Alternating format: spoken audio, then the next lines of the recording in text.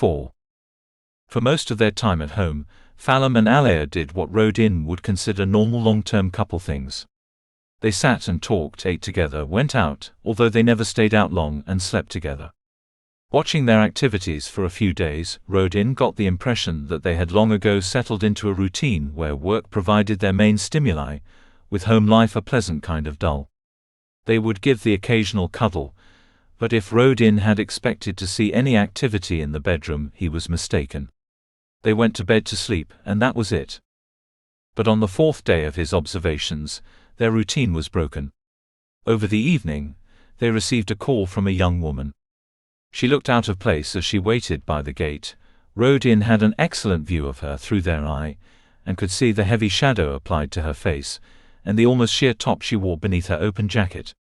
She was small, with an obviously good figure, and stood with confidence. The gate opened and she walked up to the house. Phelim was already waiting in the open doorway.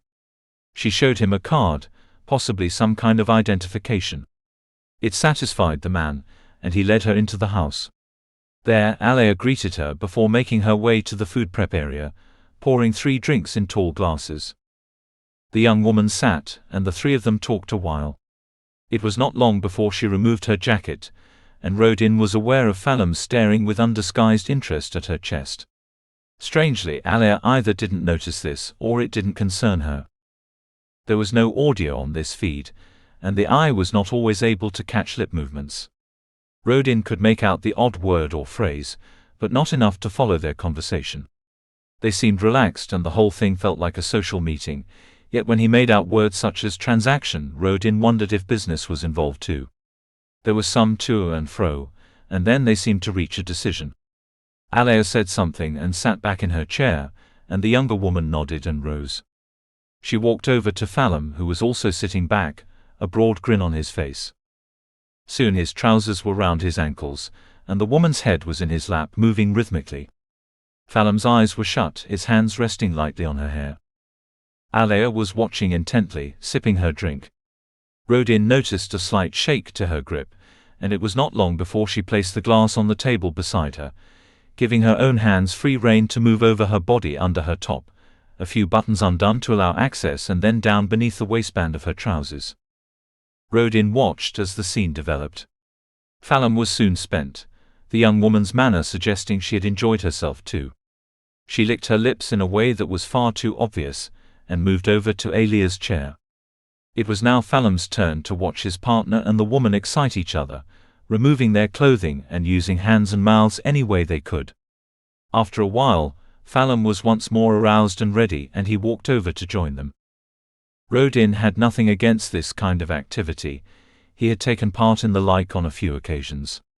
Beyond a brief burst of pleasure, he found little that made him want to indulge again. But those occasions had been useful in gaining the confidence of others and of getting closer to them. He had used that supposed connection to his advantage, gaining knowledge that helped him reach other targets. To Rodin it had been work, as it clearly was to this young woman. She appeared to be enjoying herself, and enjoying the company of the couple, but she was a paid companion. Her own enjoyment was secondary to the service she provided, and the money she earned. The better her act, the greater her client's satisfaction. And the couple. This was for their pleasure and enjoyment. Nothing wrong with that. They were consenting adults, and they were in the privacy of their own home. Nobody was getting hurt. It was not Rodin's business what they got up to. And if it helped them face the next day with a better attitude, then it was surely a good thing. With the images showing on his screen, Rodin wondered if this was the reason for the eye in the room, and he scanned some of the settings within the system. Yes, it looked like the feed was being recorded, and Rodin wondered if the couple would play this back for their own pleasure, or if it would be stored for future use. The thought of bribery crossed his mind, but they didn't seem the type, and the young woman had engaged willingly. He doubted if she would be concerned if what went on in the house became common knowledge. After a while, Phelim and Alea sat back, indicating the stairs to the young woman. She headed up, returning after a few moments fully dressed with damp hair. Rodin assumed the session was over, and she had taken a well-earned shower. Both Phelim and Alea were still naked, and had not moved from their seats, barely talking as they finished their drinks, although both with smiles on their faces. When the young woman came down, Alea opened a drawer on the table beside her. Within was a single envelope, the eye showed this clearly, and she handed this to the woman. In turn she opened it, looked at the contents, and then stowed it in a pocket, nodding as she did. After what looked like friendly goodbyes, she left, her job over. A paid companion. The fat man had paid for girls to have sex with him, just as this couple did. As with the fat man, it seemed their only vice. It was too much of a coincidence to ignore. It had to be connected to the contracts. But what was the old man's connection to all this? Rodin was determined to find out. Rodin already had some information on the old man. He was seemingly retired, having worked in a number of positions, some more unofficial than others. It was a polite way of saying that he took money where he could find it, just as countless others did. He had done well for himself, and Rodin's investigations showed a number of accounts, as well as money and goods in safe storage around the district. Without delving in deeper, it appeared that the old man was very comfortable. Money could have caused him problems, opening him up to manipulation, but there were no indications of this. He had no previous trouble, not in any big way, nothing beyond minor run-ins with others. He seemed to have no enemies. There was nothing in his past to suggest a need to start removing others this late in his life. Again, Rodin wondered what part the son played in this.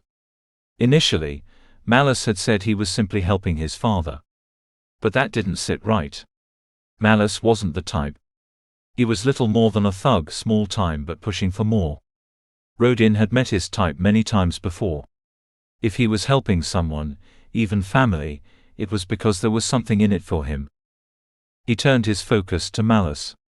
Some legitimate work in construction, the somewhat hopeful term for what was usually the destruction of old buildings before they collapsed by themselves, but he also had a lot of contact with known faces. The kind of people who would make money through whatever means they could. The kind of people who would hire others to do their dirty work, keeping themselves clean. Rodin went out. There was only so much he could learn through the screen, even with access to hidden data streams. So he walked the streets. He went to haunts frequented by these faces. He hung around those who would be looking for a chance to offer their services, and those looking to hire others. And he listened. He could not start asking about Malice directly, for a couple of reasons. First, word could easily get back to the son, and Rodin didn't want that. Second, these people would not offer information voluntarily.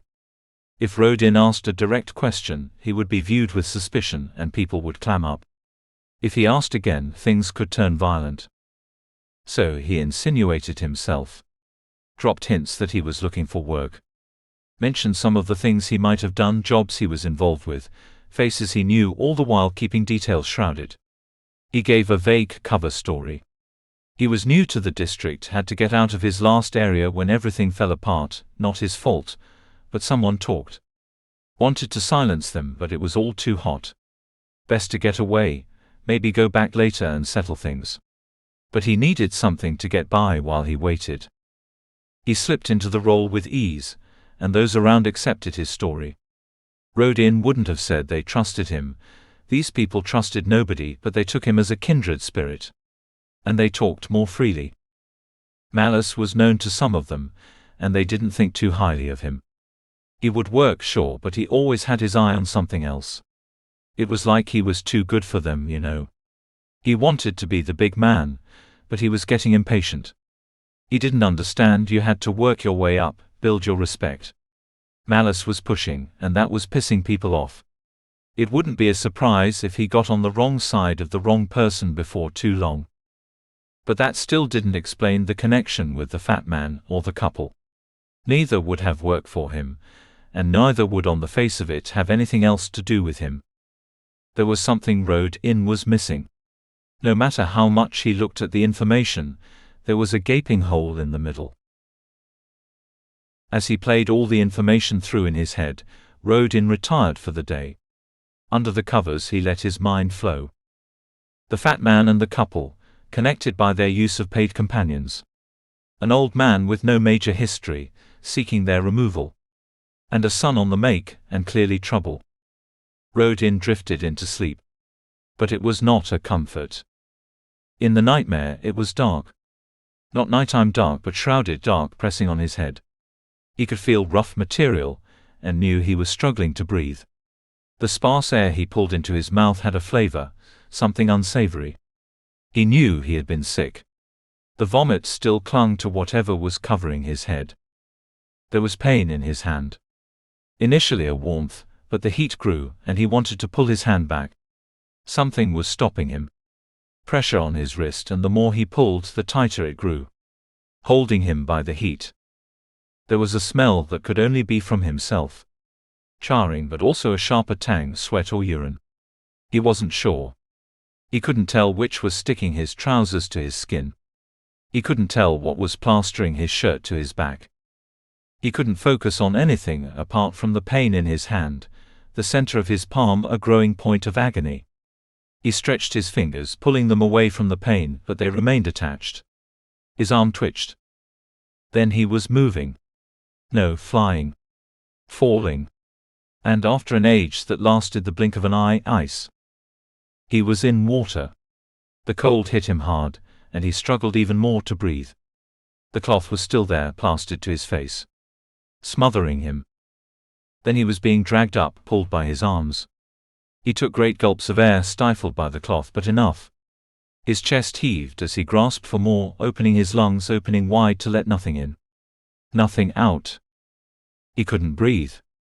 There was a light in his eyes.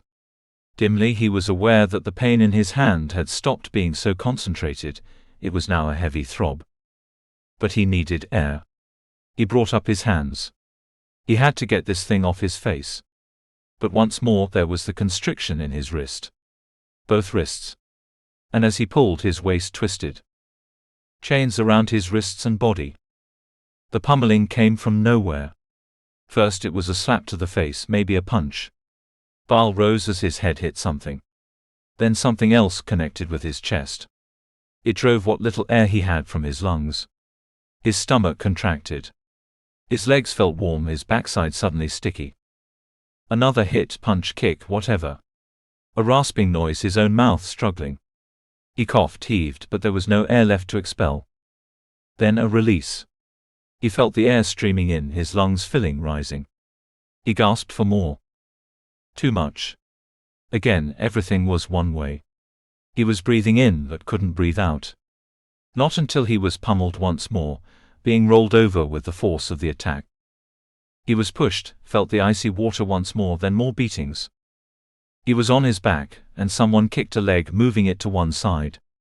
He knew what was coming next. And the agony that shot from his testicles as they were driven up into his body was excruciating. But not as bad as having them removed. Rodin focused, saw in his mind the folds of flesh. Saw the tissue to one side bloodied. Saw the crimson spilling out. And the beatings continued. He struggled for breath, having it driven from his body, then drawing in too much. The burning from his lungs continued. He saw the gag in the fat man's mouth, a cushion for the mutilated genitals. Only his knowledge of what had happened told him what the lump of meat was. A stain bloomed on the gag. He must have tasted his own blood before the end. Bile rose once more in his throat. He wanted to puke but forced his stomach to remain still. Rolling over to protect his agony, pain erupted through his back. He saw the gaping wound. He saw the man's eyes as realization dawned. And he saw the blood arc up from his neck as the blade sliced through the rolls of flesh. And he saw his room, familiar shadows in the dimness. His bed covers were to one side, thrown off as he had struggled. Sweat was already cooling on his skin, and he shivered.